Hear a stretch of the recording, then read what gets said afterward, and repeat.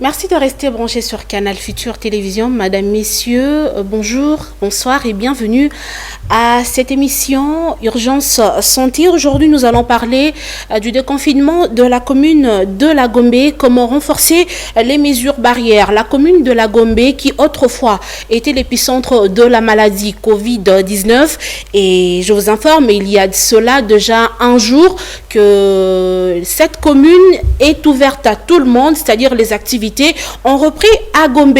Alors, comment renforcer les mesures barrières? Nous allons parler de cela dans cette émission. Et pour ce faire, nous recevons pour vous un spécialiste en santé publique. Il s'agit là du docteur Michel Mouvoudi. Docteur, bienvenue. Merci beaucoup, Madame Gabriela. Alors, avant d'attaquer les vifs du sujet, docteur, aujourd'hui, nous sommes à plus de 6000 cas. Et aujourd'hui, l'autorité a décidé de déconfiner Gombe malgré le chiffre qui est toujours revu à la hausse tout le jour, docteur. Alors, j'aimerais d'abord vous dire un très grand merci, parce que chaque fois que je suis sur vos plateaux, c'est vraiment une opportunité pour moi de sensibiliser la population, d'informer notre communauté sur les mesures que nous mettons en place afin de diminuer la propagation du coronavirus. Alors, il faudra qu'on se resitue un peu dans l'histoire pour comprendre que, premièrement, lorsqu'on dit qu'on déconfine une commune, lorsqu'on dit qu'on déconfine un pays, cela ne veut pas dire que la maladie est terminée. Je pense que, madame, vous avez suivi ce qui s'est passé dans d'autres pays. Il n'y a aucun pays qui a déconfiné parce que la maladie est terminée. Et donc ça, c'est un message encore très important sur lequel je reviens. Le déconfinement d'une entité ne veut pas dire que la maladie est terminée. D'accord? Vous l'avez vu aux États-Unis, en France et dans bien d'autres pays. On a commencé justement à mettre en place ce plan de déconfinement, pas parce que la maladie est terminée, mais parce qu'on veut répondre à d'autres questions de santé publique ou à d'autres questions économiques. C'est le premier point. Donc à la Gombe, comme vous l'avez mentionné, Gombe, c'est une commune qui était jadis l'épicentre de la maladie dans la ville-province de Kinshasa, mais aussi l'épicentre au niveau pays, parce que c'était vraiment la zone de santé qui était la plus touchée au niveau de la République démocratique du Congo. Alors, lorsqu'on déconfine cette commune, en fait, la vision, c'était de pouvoir gérer les impacts socio-économiques. D'accord? Vous le savez très bien, et je crois l'avoir mentionné, ça c'est le deuxième point. La commune de La Gombe, en fait, pour ceux qui le savent, c'est une commune qui a autour de 114 120 000 habitants qui restent là. Mais en fait, c'est un carrefour. C'est un point où vous avez plusieurs personnes qui viennent pour faire du commerce, pour faire du business. Voilà. Et donc, à ce titre-là, Gombe représente quand même un pôle économique important parce que c'est là que vous trouvez un certain nombre d'activités de production économique. Donc, en faisant cet équilibre entre la question de santé publique ou la question sanitaire, mais d'une part et d'autre part, la question économique, en fait, on s'était dit, il faut les déconfiner Gombe. On a parlé d'un déconfinement progressif. Et ça, c'est important de le savoir, Madame Gabriela, parce qu'en fait, on n'a pas ouvert tout à la Gombe. Il y a des entités, il y a des institutions qui restent encore fermées, notamment les églises, les bars. C'est des structures qui restent encore fermées, les écoles, ainsi de suite. Alors, ce qui est important à comprendre ici, c'est que lorsqu'on déconfine une entité, il faut mettre un accent sur les préalables et les mesures qui accompagnent le déconfinement. D'accord? Parce que le déconfinement peut être un couteau à double tranchant. Vous l'avez vu, par exemple, aux États-Unis, vous l'avez vu en France. On a déconfiné tout de suite, on a eu une montée vertigineuse des cas et on a été obligé de reconfiner. Donc, là-dessus, il faudra justement se poser la question, si on déconfinait Gombe, et ça c'est le troisième point, quelles sont les mesures qu'il faudra suivre, quelles sont les instructions qu'il faudra appliquer pour que ce déconfinement ne nous ramène pas à une situation de départ, pour que ce déconfinement n'arrive pas à faire exploser la pandémie qui du reste est déjà en situation d'avancement très très poussé. Voilà. Mais docteur Michel, j'aimerais bien comprendre, nous avons vécu pendant 3 mois et demi en ayant Gombe comme centre d'intérêt fermé. Mais aujourd'hui, les chiffres sont revus à la hausse. Nous sommes à plus de 6800 cas. Peut-être d'ici quelques jours, nous serons même à 9000 ou 10 000 cas. Mais pourquoi déconfiner Gombe en ces moments-ci, docteur? Exact. Donc, en fait, votre inquiétude est tout à fait pertinente. Votre question aussi, elle est très, très, très sage. Je l'ai mentionné, en fait, lorsque vous regardez l'équilibre entre la crise sanitaire et la crise socio-économique, il faudra tout de suite peser un peu cet équilibre-là. Pourquoi je vous dis ça, madame? Si vous voulez justement préserver les décès, ok, liés à la Covid-19, parce qu'il faut que les gens restent dans certaines conditions et arrivent à respecter un certain nombre de mesures, d'une part, mais d'autre part, n'oubliez pas qu'il y a aussi d'autres facteurs qui agissent sur ces personnes et qui peuvent aussi entraîner des fatalités, notamment la famine. C'est une question. Mais aussi les autres problèmes de santé. Je l'ai toujours mentionné, n'oubliez pas que pendant que nous sommes en train de contrôler ou de surveiller ce qui se passe avec la Covid-19, vous avez des gens qui ont l'hypertension, vous avez des gens qui ont le diabète, vous avez des femmes, l'obésité, vous avez des femmes qui doivent aller accoucher, vous avez des enfants qui doivent aller à la vaccination. D'accord? Ça veut dire qu'en fait, il ne faudra pas avoir un programme ou un système polarisé sur un seul problème de santé, parce que vous avez d'autres problèmes de santé qui peuvent entraîner plus de morts même que ce que nous sommes en train de faire maintenant. Ça, c'est la première situation. Alors, la deuxième situation que vous devez comprendre, c'est que lorsque vous déconfinez, d'accord, ici, l'idée, c'est de regarder, ok, de regarder qu'est-ce qui se passe au niveau de la commune de la Gombe. Les évaluations montrent que cette commune, elle est quand même assez importante en termes de carrefour, en termes de potentiel de productivité pour ces populations qui viennent de partout. Ok? Des populations qui viennent de Mongafula, qui viennent de Massina, qui viennent de Ngaliema, ainsi de suite. Ces populations viennent à la Gombe pour justement arriver à produire. Ça, c'est très important, il faut le comprendre ainsi. Bon, maintenant, je suis d'accord avec vous que quand vous pensez au déconfinement, quand vous pensez à pouvoir libérer les populations dans de tels espaces, ok, je suis d'accord avec vous que il faudra assurer, je reviens sur mon positionnement ou mon postulat, il faudra assurer que l'on est en train de mettre en place les mesures qui s'imposent. Mais, encore une fois de plus, Madame Gabriela, il y a peu, on ne connaissait pas trop comment se comportait le virus. Et je vous avais dit ça lors d'une émission que lorsqu'on avait déconfiné la commune de la Gombe et même beaucoup d'autres pays, c'est parce que les gens voulaient un peu comprendre quelle est la dynamique du virus. Rappelez-vous que lorsque nous étions au mois d'avril, on était dans des projections qui donnaient des chiffres au-delà même de 100 000 cas de Covid-19 en RDC.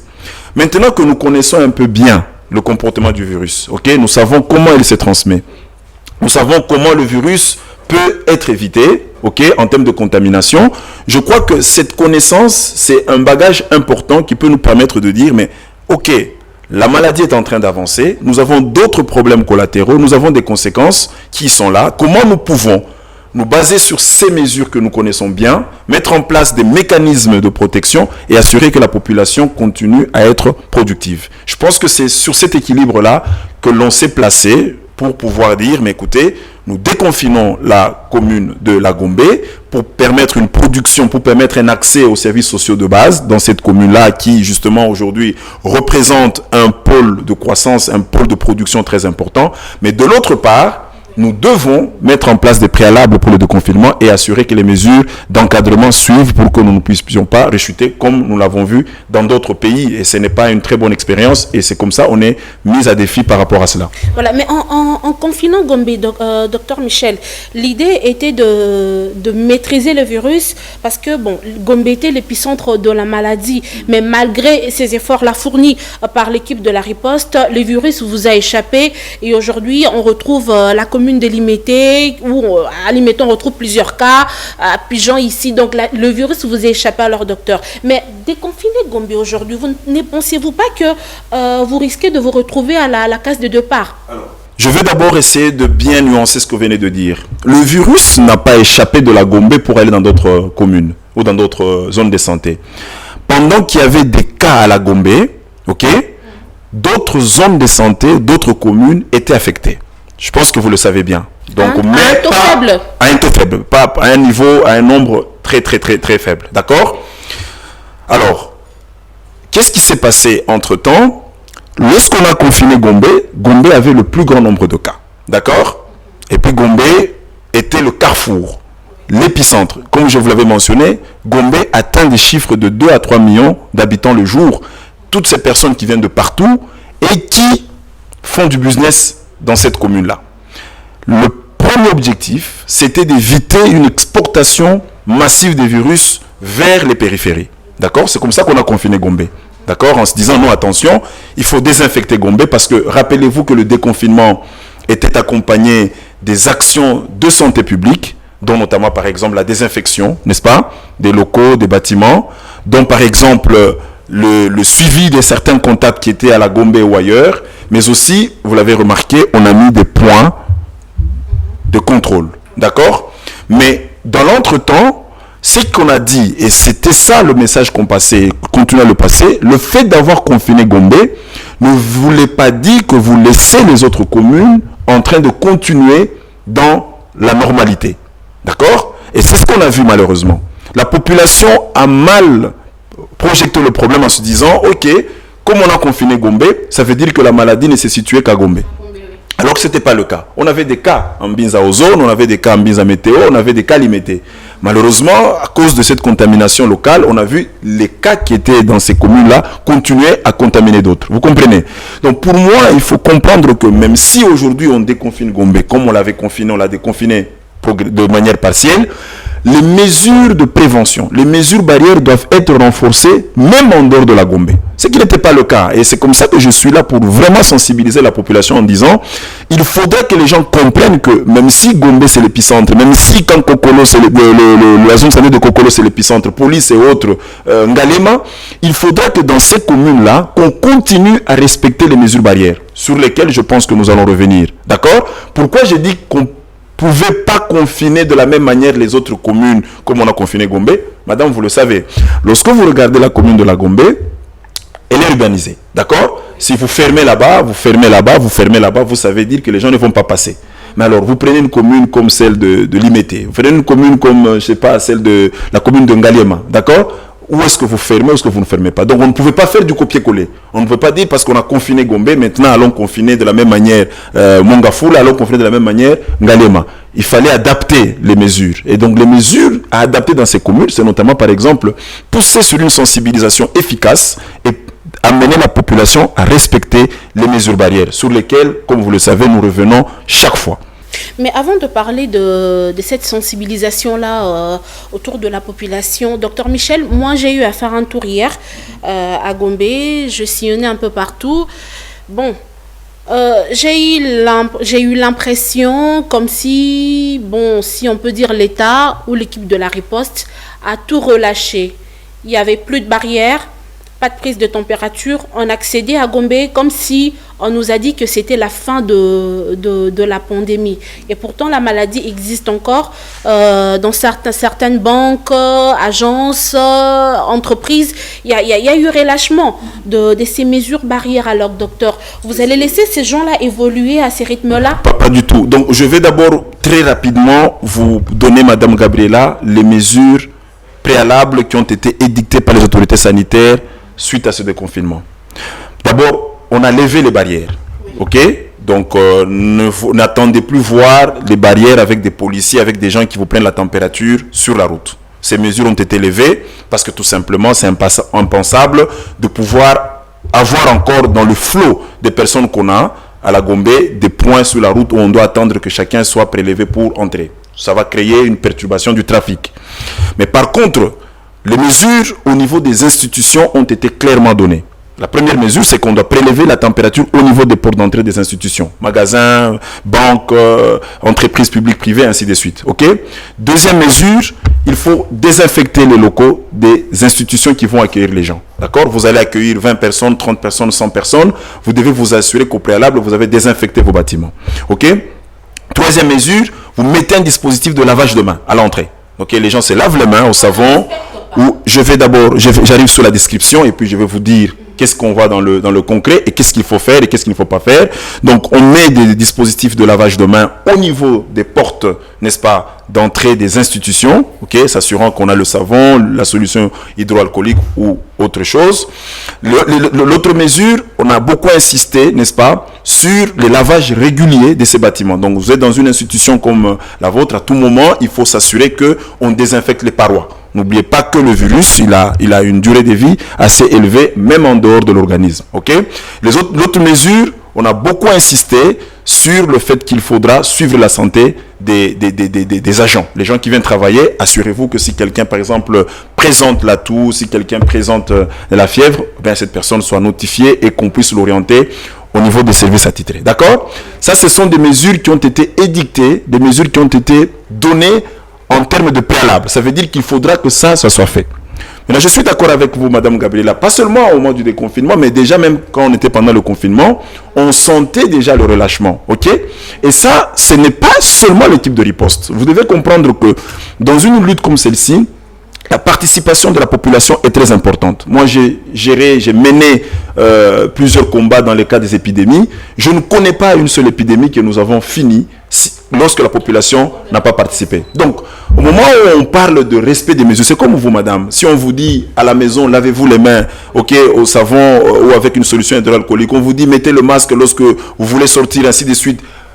Observez la distanciation physique, ainsi de suite. Si vous ne faites pas ça, n'attendez pas quelqu'un de la riposte venir chez vous le dire. Donc c'est comme ça qu'il faut que la population s'auto-approprie, n'est-ce pas?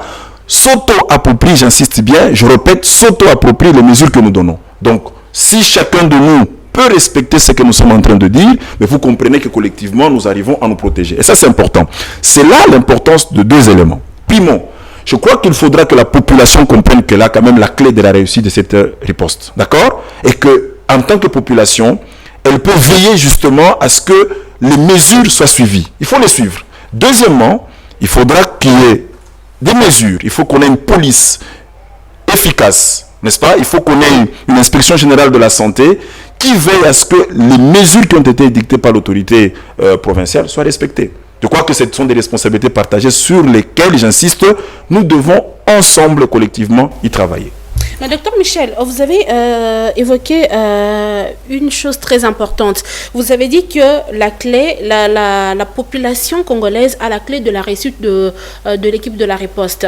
Mais au moment où cette population ne veut même pas croire à l'existence de la maladie, vous ne pensez pas que cette riposte est vouée à l'échec? Non, je pense que vous devez... Il y a plusieurs points. Le premier point, madame, c'est que je ne veux pas croire quand on me dit que la population ne veut pas croire. Non, une partie de la population ne croit pas que la maladie existe. Aujourd'hui, depuis le 10 mars, lorsqu'on a eu... Voilà, je suis d'accord, à cause de plusieurs facteurs. Je vais y revenir.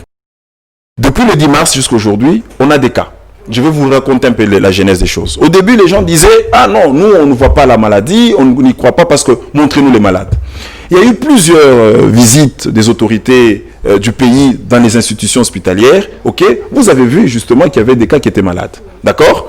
Les gens ont vu que la maladie existait. On a eu même des témoignages. J'ai suivi sur vos chaînes des personnes qui étaient malades, qui sont passées avec tout le courage, témoigner qu'elles étaient malades et grâce à une prise en charge ABCD, ces personnes ont retrouvé la guérison. D'accord?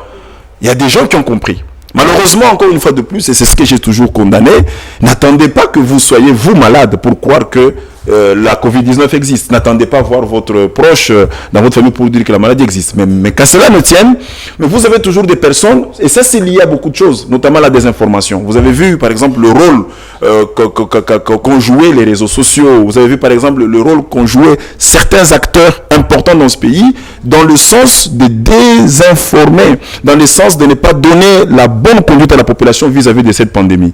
Aujourd'hui, on a des évidences, madame. C'est comme ça que je suis ici pour dire à la population, ce débat de dire que la Covid-19 existe et n'existe pas, ce débat est clos. Aujourd'hui, nous perdons des vies. Aujourd'hui, il y a des familles endeuillées qui ont perdu des êtres chers à cause de la Covid-19. Donc, il faut prendre conscience. Maintenant, je suis d'accord que pour comprendre un phénomène, pour pouvoir aussi avoir une bonne perception de ce qui se passe, ça dépend aussi de la manière dont on communique. C'est le feedback que nous recevons, que nous transmettons à nos équipes de communication, y compris à vous, les journalistes, parce que vous jouez un rôle important dans la communication. Et ce feedback, c'est de dire, il faudra adapter les outils de communication. Autant vous parlez à la télévision, autant vous pouvez envoyer une vidéo dans les réseaux sociaux, mais posez-vous la question, combien de gens ont une télévision ? Posez-vous la question, combien de gens ont une radio? Faudra-t-il encore avoir le courant dans une ville où moins de 30% de la population a accès au courant électrique ou à l'électricité? Vous comprenez? Donc, à ce titre-là, je crois que nous conseillons de plus en plus aux équipes qui sont sur le terrain de travailler sur des communications communautaires. Ça veut dire faire des communications de proche en proche, identifier les résistances qu'il y a, comprendre ces résistances et les intégrer dans la manière de communiquer. C'est un combat aussi, hein, c'est un front très important. Nous l'avons vécu avec l'Ebola.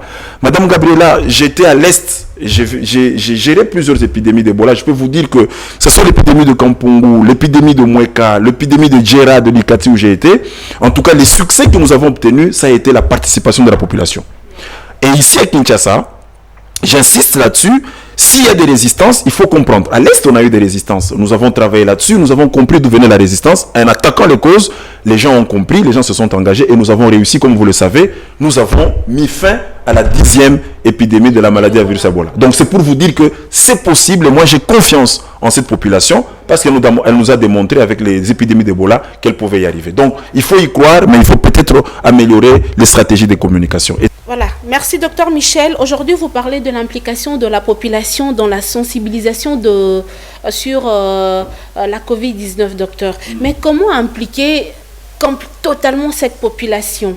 Parce que vous avez parlé de médias de masse, vous avez parlé de la population, la radio, qui jusqu'à présent ne sont pas suffisantes pour éduquer cette population, sensibiliser ces personnes-là qui nous suivent même au fin fond. Mais aujourd'hui, quelle technique proposez-vous pour bien atteindre ces personnes-là? Merci beaucoup, Madame Gabriela. Donc, encore une fois de plus, je suis d'avis, personnellement, au vu de mon expérience, qu'il est bien de communiquer à travers les médias, d'accord ? Il est très bien de communiquer à travers les réseaux sociaux, mais nous ne touchons pas la grande partie de la population. Et si vous regardez les personnes qui résistent, la grande partie, c'est des gens qui n'ont pas justement accès au réseau, qui n'ont pas accès aux médias. D'accord ? La télévision, la radio, dans notre pays, c'est un luxe. N'oubliez pas aussi que 70% de la population en RDC, elle est rurale. Ok ? La caractéristique de nos milieux ruraux, c'est des milieux sans électricité, c'est des milieux pauvres où les gens ne peuvent même pas acheter un téléphone Android et avoir de WhatsApp, et c'est des milieux où il n'y a pas de réseau. Ok, et c'est là que vous avez la plus grande partie de la population. Et ça, j'insiste là-dessus. Il faut que les gens comprennent que lorsque vous vous mettez à dire oui, mais nous passons à la télévision, oui, nous le disons à la radio, posez-vous la question de savoir quelle est la couverture de votre radio. Même là où votre radio arrive, combien de gens ont les possibilités d'acheter un appareil et de suivre. D'accord ? Ça, c'est important. Et donc, pour moi, l'effort à faire, je répète, l'effort à faire, c'est vraiment la grande partie de la population qui n'a pas accès aux réseaux sociaux et à la télévision. C'est là où nous insistons sur le développement des réseaux communautaires. Alors, je vais vous donner des exemples, Madame Gabriela. Dans le cadre, par exemple, de la lutte contre la tuberculose, la lèpre, j'ai travaillé beaucoup sur ce genre de maladies.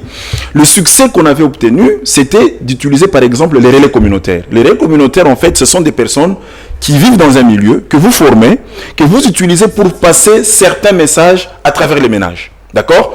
Si je te vois venir parce que tu es ma voisine, si je te vois venir parce que tu es quelqu'un avec qui je prie, lorsque tu me parles d'une certaine réalité, ma perception est tout à fait différente lorsque c'est quelqu'un que je ne connais pas. D'accord ? Et nous insistons, jour pour jour, nous insistons auprès de nos équipes de riposte qui font la communication en disant essayez d'utiliser une communication de proximité et principalement toucher des personnes, ok, qui ont des questions à poser. Si vous arrivez quelque part, quelqu'un vous dit je ne crois pas à la maladie, poussez votre intelligence pour comprendre pourquoi cette personne peut dire ça. Il y a sans doute un événement, il y a sans doute une explication. C'est là que vous comprendrez que soit c'est une mauvaise expérience, soit c'est quelqu'un qui a été entraîné sur une mauvaise perception, soit alors c'est quelqu'un qui ne veut pas tout simplement croire tenant compte des autres situations qui se sont passées dans le passé. D'accord ? Alors ça c'est très important que vous compreniez et donc c'est comme ça que moi je continue à insister sur la communication communautaire. Je continue à insister aussi sur l'utilisation des leaders d'opinion, Madame Gabriela. N'oubliez pas que dans ce pays, nous avons des réseaux de pasteurs. Nous avons des réseaux d'églises. Et d'ailleurs, lorsque moi je vois la contribution des églises dans cette riposte, en tout cas, elle n'est pas optimale. J'aurais bien voulu voir les pasteurs, les prêtres, les collègues qui sont dans la société civile travailler encore davantage avec leurs groupes, avec leurs entités pour passer des bons messages. Malheureusement, ce n'est pas le cas. Et c'est une occasion de dire, voilà, est-ce qu'il n'est pas temps que nous puissions réveiller ces leaders d'opinion au niveau communautaire, des chefs de village, des chefs de quartier, pour les engager dans une communication de proximité et arriver à engager tout le monde dans la lutte contre la pandémie de la COVID-19. Regardez ce qui se passe ailleurs, c'est ce qu'on est en train de faire. Et je pense que nous ne sommes pas loin de réussir cette démarche, d'autant plus que la RDC regorge des exemples, des légions d'exemples où la population, même la plus reculée, la plus rurale, n'est-ce pas, a montré qu'elle pouvait s'engager et mettre fin à des situations de maladie ou des situations de catastrophes sanitaires. Voilà, merci beaucoup, Dr Michel Mouvoudi. Je rappelle à nos aimables téléspectateurs que nous parlons du déconfinement de la Gombe. Comment renforcer les mesures barrières? Comment maintenir le respect de ces mesures à Kinshasa et ailleurs? Ces sujets au cœur de l'échange que nous avons en cet instant même avec Dr Michel Mouvoudi. Je rappelle qu'il est spécialiste en santé publique. Avec lui, nous avons parlé du déconfinement de la commune de la Gombe, tous les enjeux qu'il y a autour de ces déconfinements. Et nous parlons maintenant cette fois-ci de ces mesures barrières, les respects de ces mesures barrières dans la ville-province de Kinshasa.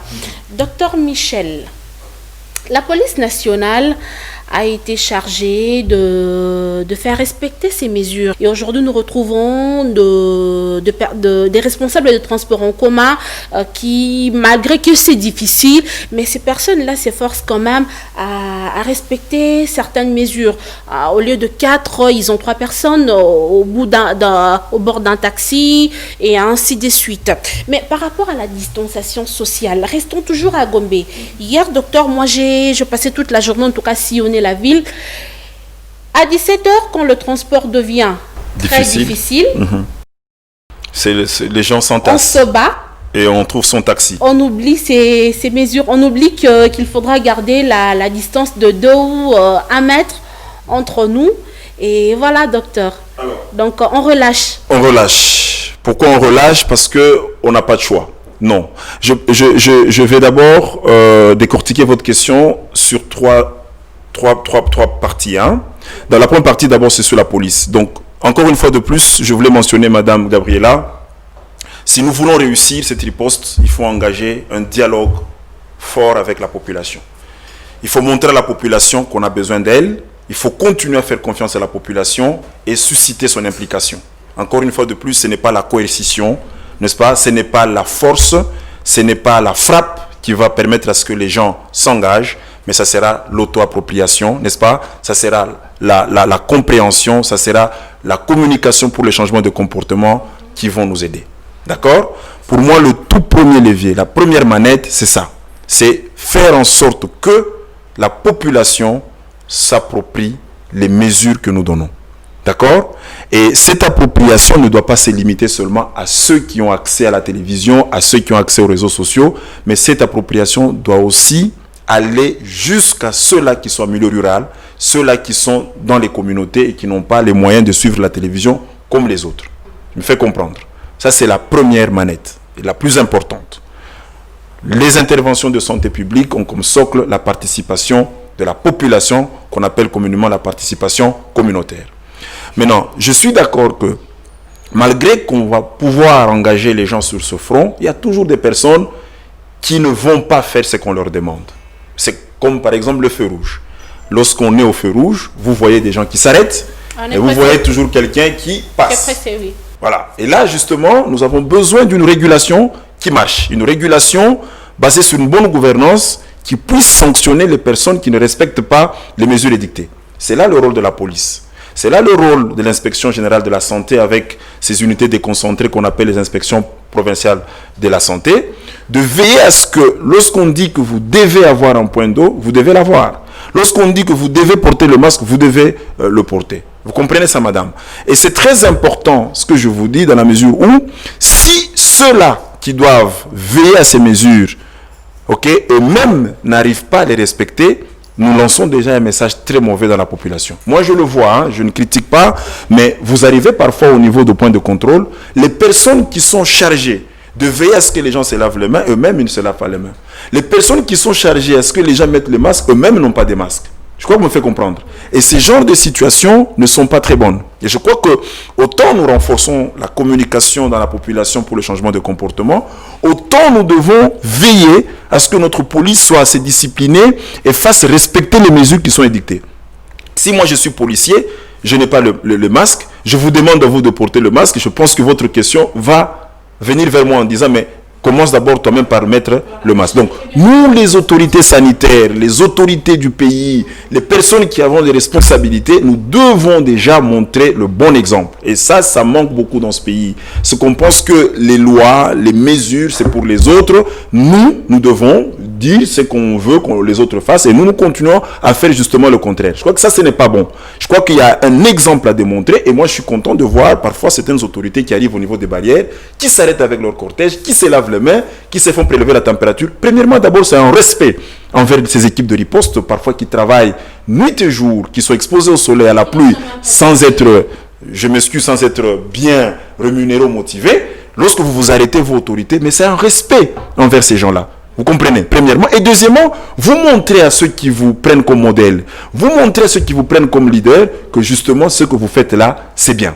Et je crois que dans un RDC, c'est une piste sur laquelle on doit beaucoup travailler. Montrer l'exemple lorsqu'on a certaines responsabilités. D'accord? Alors, je termine par dire que, justement, en regardant ce que vous venez de peindre, ça c'est le troisième point, c'est que lorsque vous n'arrivez pas à respecter ces mesures, la sanction est claire. D'accord? Vous avez vu qu'il y a eu même un arrêté signé par l'autorité provinciale où on dit clairement que quand vous ne mettez pas ça, quand vous ne faites pas ça, vous payez des amendes. Mais il faut maintenant les appliquer, madame. Et l'application, le suivi de toutes ces mesures, ce n'est pas que l'affaire du chef de l'État, ce n'est pas que l'affaire du gouverneur, c'est l'affaire de tout le monde, à tous les niveaux. Vous êtes mère de famille tel que vous êtes là, mais si vous voyez vos enfants sortir sans masque, vous devez arrêter. Si vous êtes dans un bus, vous voyez que le bus est plein, et que vous ne pouvez pas entrer parce que les mesures de distanciation physique ne sont pas respectées, vous ne devez pas monter. Maintenant, je suis d'accord avec vous que dans des situations de restriction des services de base, lorsque vous avez un seul bus qui doit partir et c'est le dernier, c'est là où justement, d'une part, on travaille pour pouvoir mettre en place ces mesures. De l'autre part, il faudra aussi que ces mesures soient là. C'est le cas, par exemple, des points de lavage de mains. Si nous n'avons pas beaucoup de points de lavage de mains sur la ville, ben vous n'allez pas demander aux gens de se laver les mains là où il n'y a pas d'eau. Vous comprenez, il faut qu'il y ait de l'eau, il faut qu'il y ait du savon. C'est là l'importance justement de faire engager les autres secteurs à mettre des points d'eau pour que les gens se lavent les mains. Ce ne sont pas les gens qui vont aller prendre de l'eau chez eux pour se laver les mains. Donc il y a tout un engagement collectif qu'il faut comprendre et c'est là aussi toutes les questions multisectorielles sur lesquelles j'insiste lorsque j'aborde ces questions de riposte. Voilà, docteur Michel, vous évoquez l'engagement collectif, que tout le monde puisse s'impliquer dans cette riposte-là. Mais en vous entendre parler, docteur Michel, on sent comme si le problème se situe au niveau de la communication. Il y en a même, il y a d'autres langues qui disent d'ailleurs que cette riposte est centralisée, est tellement renfermée en elle-même. Vous ne faites que des réunions en ville, vous n'êtes qu'en ville, vous n'êtes qu'avec les autorités, mais entre-temps, vous ne fournissez aucun effort pour approcher cette population-là. Et il y a même nos bourgmestres, les chefs de quartier, ces personnes-là ne sont pas impliquées dans cette riposte, docteur. Mais comment alors vous allez atteindre un résultat positif avec cette manière de faire? Merci beaucoup, Madame Gabriela. Donc ça, d'abord, c'est un feedback que vous donnez. Et moi, personnellement, je l'ai aussi constaté, l'implication des autorités locales, politico-administratives, n'est pas encore au niveau escompté. D'accord? Mais je voudrais vous informer d'abord quelque chose. C'est que si l'autorité provinciale prend des mesures, ou l'autorité sanitaire donne des mesures, vous êtes bourgmestre, vous vous appropriez ces mesures et vous assurez la mise en œuvre. D'accord? Évidemment, on a parfois, et j'ai vu certains bourgmestres me parler des défis des moyens. Oui. C'est là justement qu'il faut mobiliser les moyens. Et je suis d'accord avec vous, madame, que dans cette riposte, et ça je vous le dis, on fait face à des défis énormes de moyens. Ok? Il y en a, mais quand vous regardez la taille de la population, vous regardez la taille de la problématique même et les zones de santé à couvrir, vous vous rendez compte qu'en fait, on a encore besoin de mobiliser plus de moyens, mais aussi bien les gérer pour toucher les problèmes qui sont relevés. D'accord? Donc ici, il faut comprendre ça comme premier élément. Le deuxième élément, madame, c'est que dans le cadre de cette riposte, nous avons défini une approche de zone de santé. D'accord? Nous avons voulu que cette riposte repose sur les zones de santé. Je vais vous expliquer c'est quoi une zone de santé. En fait, c'est une entité géographique dirigée par un médecin chef de zone. Et dans cette entité, vous avez une population bien définie en termes de nombre, ok?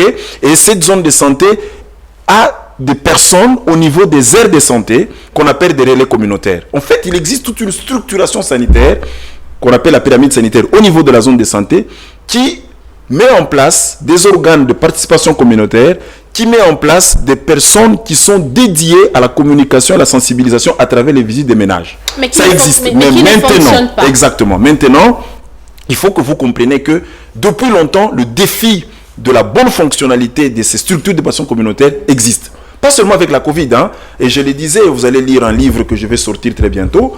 Je suis en train de montrer que la Covid-19 est venue tout simplement révéler certains défis qu'on avait, certaines réalités. Notamment lorsque nous parlons de la fonctionnalité des comités de développement des aires de santé, lorsque nous parlons de l'engagement des relais communautaires, lorsque nous parlons des questions de communication. Ce n'est pas seulement aujourd'hui, madame. On a eu ces problèmes à l'Est avec l'Ebola. Il a fallu qu'on travaille dessus, qu'on change pour arriver à la finition de cette épidémie-là. D'accord? De la même manière qu'on a cette situation aujourd'hui, je crois qu'il faudra qu'on travaille ensemble pour comprendre quelle est la dynamique de la population et comment on fait les choses, comment on appuie les zones de santé. Et ça, c'est mon message. Nous insistons pour que la riposte se base sur les zones de santé, qu'on renforce les zones de santé, qu'on leur donne les moyens, parce que les zones de santé sont les entités qui sont les plus proches de la population et qui comprennent correctement les perceptions de ces populations-là. Parce que entre Gombe et Massina, c'est deux contextes différents. Entre Massina et Kitambo, c'est deux contextes différents et les populations n'ont pas le même profil. Donc vous comprenez que si vous faites la riposte à Massina, les stratégies de communication, les stratégies de suivi que vous allez avoir à Massina ne seront pas les mêmes que ce que vous allez faire à la Gombe, parce que vous avez des profils de populations qui ont des niveaux d'éducation tout à fait différents, ainsi de suite. Donc ça, c'est très important à comprendre, madame. Je suis tout à fait d'accord avec vous qu'il faut travailler sur ces leviers et c'est la raison pour laquelle nous sommes là pour essayer de passer les bons messages. Voilà. Les déconfinements de la commune de la Gombe n'a pas été seulement du point de vue négatif, mais plutôt positif aussi, parce qu'aujourd'hui, nous nous retrouvons avec une Gombe très salubre. Madame Gabrielle, encore une fois, moi je vais aborder les questions liées à l'autorité, mais aussi à la population. Moi, mon problème, c'est que mon allié, mon partenaire principal dans cette riposte, c'est la population. Mais je vais arriver aussi. Docteur. Exactement. Je dis que je vais prendre une approche bipolaire. Je vais parler de ce que l'autorité doit faire, mais à Kinshasa, on a toute tendance à dire le gouverneur, le président, le ministre. Non, il faut aussi comprendre qu'est-ce que nous faisons. Vous êtes ici avec moi en train de parler de la Covid-19. Nous sensibilisons la population, mais il y a de vos amis qui parlent de la bière. Il y a de vos amis qui parlent des concerts de musique. Il y a de vos amis qui parlent des choses qui ne peuvent pas aider. De la politique. Donc je crois qu'il y a un moment et un autre, même parmi vous, les journalistes, il y en a qui font du bon travail pendant ce temps, mais il y en a aussi qui sont perdus dans ce qui n'est pas prioritaire. Je ne vais pas entrer dans ce débat, mais ce que je voulais vous dire, madame, c'est que si vous avez trouvé Gombe propre, bon, premièrement, c'est parce que les gens ne venaient pas, d'accord? Donc ça veut dire qu'il n'y avait pas une production de déchets, c'est clair, mais aussi, il faut quand même reconnaître cet effort qui venait d'être fait par l'hôtel de ville en nettoyant la ville, en mettant en place un dispositif qui n'est pas encore parfait, hein, mais il y a quand même un dispositif qui montre que on commence à comprendre, à prendre de nouvelles poubelles. Voilà, on commence à prendre à bras le corps la question de la propriété de l'hygiène. Même dans la Covid, la question de l'hygiène est au centre. Quand on vous dit lavez-vous les mains, jetez les papiers ou les mouchoirs dans une poubelle fermée, c'est toute la question de l'hygiène. Et moi, j'ai toujours dit que Kinshasa, vous le savez, c'est parmi les provinces les plus sales. Ok? Et si justement, il y a un domaine sur lequel il faut travailler ici dans la ville-province de Kinshasa, c'est l'hygiène. Et je remercie et félicite l'hôtel de ville, le gouverneur de la ville-province de Kinshasa, pour les efforts qu'il est en train de faire. Maintenant, il faut être durable. La durabilité va se reposer sur trois choses. La première des choses, premièrement, il faut trouver des moyens pour ce genre de programme.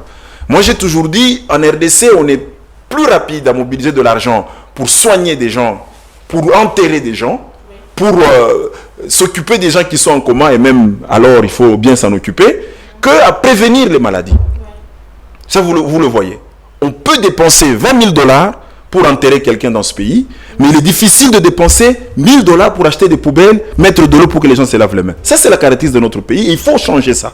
Vous comprenez? Donc, il faudra mettre, autant nous mettons les moyens dans la musique, autant nous mettons les moyens dans la bière, la publicité, la politique, autant mettons les moyens dans le capital humain, dans la santé de la population. Je ne cesse de vous dire, la santé, c'est un domaine de développement.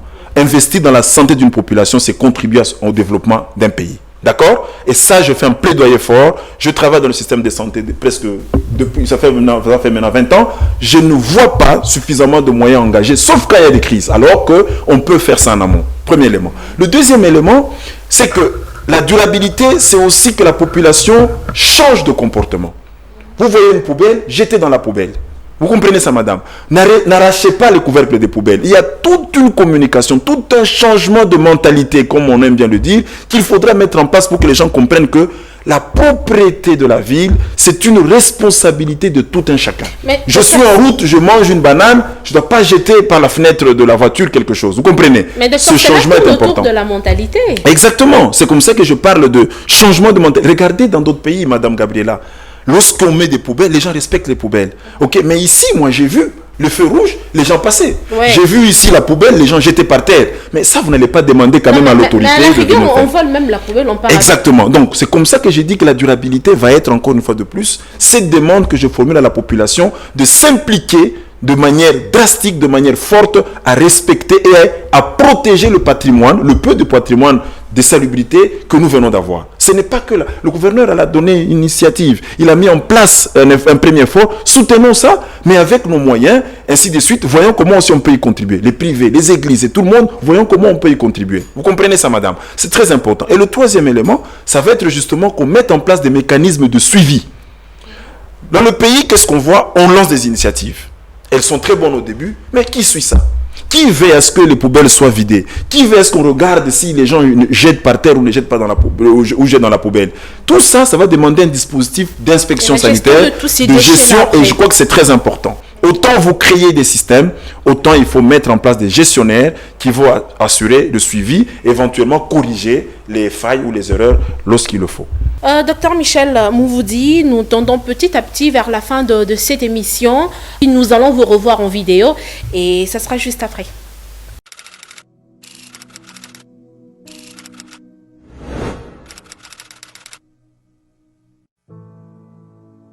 Bonjour chers amis, je m'appelle Dr Michel Mouvoudi, je pense que bon nombre parmi vous me connaissent très bien. Je suis spécialiste en santé publique et j'ai presque 20 ans d'expérience nationale et internationale dans l'organisation des systèmes de santé, mais aussi dans la lutte contre les maladies. J'ai voulu m'adresser à vous pour réveiller une prise de conscience collective autour de la situation actuelle que traverse le monde, mais aussi la République démocratique du Congo, notre pays. Vous savez, vers les années 1980, pour ceux qui ont encore une bonne mémoire, on avait connu l'apparition du sida. Je me rappelle que lorsque le sida est apparu, beaucoup de gens n'avaient pas cru à cela. Beaucoup avaient résisté. Beaucoup ne pouvaient pas s'imaginer qu'une maladie comme le sida pouvait arriver dans notre pays. On pouvait voir quelqu'un en bonne santé, une femme ou un homme vraiment en très bonne santé, mais qui a le sida. Les gens ne pouvaient pas y croire. Beaucoup ont refusé de croire à cela. Pourquoi? Parce que pour ces personnes, le sida, c'est une maladie. Quand tu l'as, tu deviens maigre, tu commences à tousser, tu es au lit, tu fais des fièvres. Et là, on dit, voilà, la personne a le sida. Ce n'était pas le cas. Il y avait des personnes qui sont apparemment bien, mais qui ont cette maladie et qui contaminaient les autres. Et dans ce pays, nous avons enterré des milliers de personnes. Nous en avons enterré beaucoup, y compris des célébrités, des artistes, des autorités. Vous pouvez vous imaginer, si vous avez encore une bonne mémoire, combien de gens nous avons enterrés à cause aussi de l'incrédulité de ces personnes à accepter ce qu'on leur disait. Et c'était triste. Lorsque nous sommes arrivés aujourd'hui, regardez l'histoire, on nous parle de la pandémie à la Covid-19. Encore une fois de plus, plusieurs d'entre vous se mettent à refuser, à ne pas y croire. Parce que vous pensez que la Covid-19, c'est une maladie des gens qui sont en réanimation, c'est une maladie des gens qui sont sous respirateur avec des bonbonnes, alors qu'on vous dit justement qu'il existe des formes de Covid-19 chez des personnes comme moi qui vous parle. Donc quelqu'un qui est en bonne santé apparente, vous le voyez, mais il a la maladie et il contamine. N'attendez pas que cette personne soit menée en réanimation pour dire la Covid-19 existe. C'est pourquoi je vous invite à ne pas être incrédule.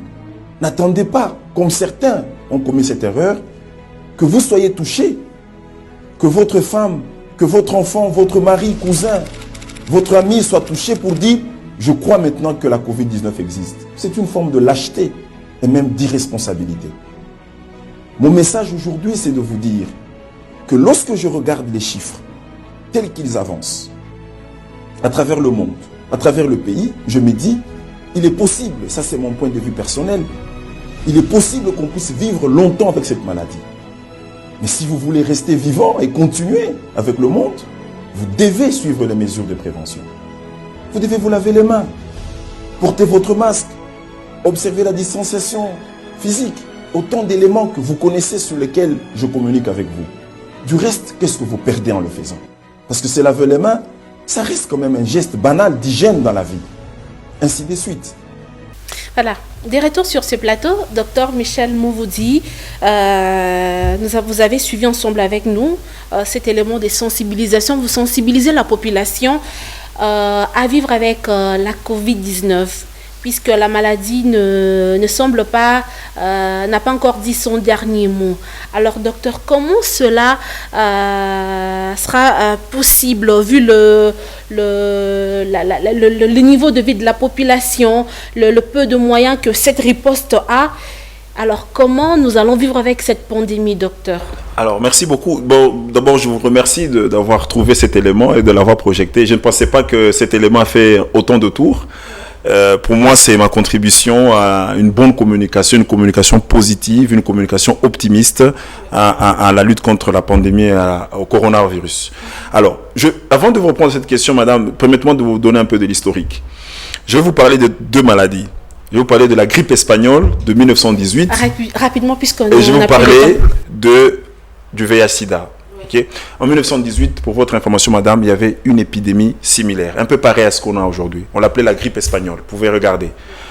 1918-1919. Cette grippe avait fait 100 millions de morts. Okay. On parlait de 50 à 100 millions de morts à travers le monde, 500 millions de cas touchés. C'était la même chose. La population n'avait pas compris des mesures qu'il fallait mettre en place et on a dénombré des milliers de personnes qui étaient décédées. On est en 1918. On est arrivé vers les années 1980, comme je vous l'ai mentionné. On a vu le VIH-Sida commencer. J'ai mentionné ça dans ma vidéo. Pourquoi? Parce que lorsque le sida avait commencé, il y a des gens qui refusaient, comme les gens refusent aujourd'hui, de croire qu'il y a la Covid-19. Pourquoi? Parce que le sida, c'était « Ah, il a maigri, il a le sida. Il est en bonne santé, il n'a pas le sida. » Donc quelqu'un comme moi, je n'ai pas le sida parce qu'on me regarde, je suis bien. Mais en fait, ce qu'on oubliait, c'est que le sida pouvait aussi habiter dans des personnes qui sont en bonne santé apparente. Donc tu es bien, mais tu as le virus et tu contamines. Vous le savez, on a dû, par incrédulité de certaines personnes, enterrer des milliers de gens. On a enterré des célébrités dans ce pays, je me rappelle beaucoup des musiciens. Il y a eu vraiment des gens qu'on a pleuré jusqu'à aujourd'hui, on se dit, mais malheureusement. Aujourd'hui, nous avons la Covid-19 qui arrive. Encore une fois de plus, lorsque vous parliez des gens qui n'acceptent pas la maladie, je peux vous dire qu'il y a des gens qui n'acceptaient pas, qui ont accepté. Malheureusement, qui ont accepté quand ils ont vu qu'il y avait des gens dans leur famille touchés. Quand ils ont vu qu'eux-mêmes étaient touchés. Et ça, je dis toujours, c'est une lâcheté. C'est une irresponsabilité. Quand on vous dit qu'il y a un danger, il ne faut pas dire, moi je vais y aller, lorsque je vais tomber dans le trou, je vais maintenant accepter. C'est une lâcheté. Je crois que le sage, il voit ces choses, il accepte et vous ne perdez rien. D'ailleurs, quand on vous dit, lavez-vous les mains systématiquement au savon, vous perdez quoi? C'est un geste d'hygiène. Alors, moi, quand je regarde, je l'ai mentionné dans ma petite vidéo, si vous regardez la tendance des chiffres, l'OMS venait de faire une déclaration en disant, attention, la pandémie s'accélère. Quand vous regardez en RDC, vous regardez à travers le monde, on est encore en train d'aller sur des phases d'augmentation.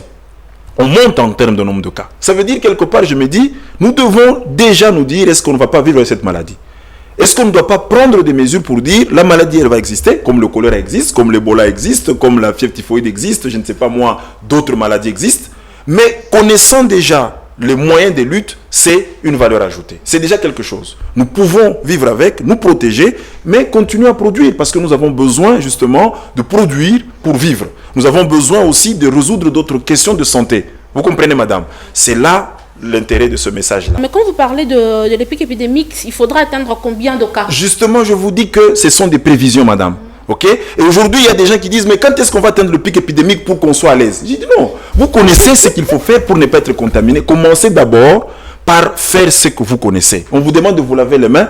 Quelqu'un ne se lave pas les mains, mais il veut qu'on lui dise à quand le pic épidémique. Vous comprenez? Il y a même aussi des épidémies qui n'atteignent pas le pic épidémique, qui restent en dents de scie ou qui restent en plateau. Ça s'appelle effet plateau.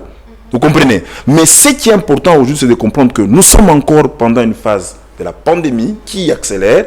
Nous devons respecter les mesures barrières. Et j'insiste encore, deuxième message, le déconfinement de la Gombe ne veut pas dire que la maladie est terminée. Voilà, merci beaucoup, docteur Michel Mouvoudi. Merci d'avoir répondu à notre invitation. Un message de la fin à tous les téléspectateurs de Canal Futur Télévision, mais aussi à tous les internautes qui vont nous suivre via plusieurs réseaux. Alors, mon message de la fin, c'est d'abord dire un très grand merci à la population congolaise pour justement son engagement à la lutte contre la pandémie à la Covid-19. Je pense que autant nous avons des points faibles, autant nous avons des défis, mais autant il y a quand même des très bonnes expériences que nous documentons où on voit que la population nous accompagne. Je voudrais ici vraiment féliciter cette population parce qu'elle arrive quand même à faire des efforts pour soutenir les équipes de riposte de terrain. Voilà, ça c'est mon premier message. Mon deuxième message, c'est juste dire que la réussite de cette riposte est dans nos mains. Lorsqu'on dit dans nos mains, ce n'est pas seulement l'équipe de riposte, ce ne sont pas seulement les autorités du pays, mais c'est tout un chacun. La contribution de tout un chacun est attendue par rapport au respect des mesures barrières, par rapport à l'autoresponsabilisation sur ce qu'on demande de faire, mais aussi par rapport au soutien que nous devons apporter à toutes ces personnes qui sont affectées ou à toutes ces familles qui sont affectées. Le troisième point, c'est de dire, aujourd'hui, on a annoncé le déconfinement de la Gombe. Cela ne veut pas dire que la maladie est terminée. Il faut regarder les mesures qui ont été données par les autorités sanitaires, que chacun de nous respecte ces mesures. Si chacun de nous fait cela, mais collectivement, nous arrivons à diminuer drastiquement la circulation du virus et nous allons retrouver une bonne santé, condition sine qua non pour être productif dans la société. Merci beaucoup. Voilà, merci docteur Michel, un grand merci aux deux trésors, Zimambou et Trésor Bokombi qui étaient derrière la caméra. Un grand merci à la coordination de Canal Futur Télévision. Le rendez-vous est pris très prochainement. Restez branchés sur votre chaîne. Au revoir.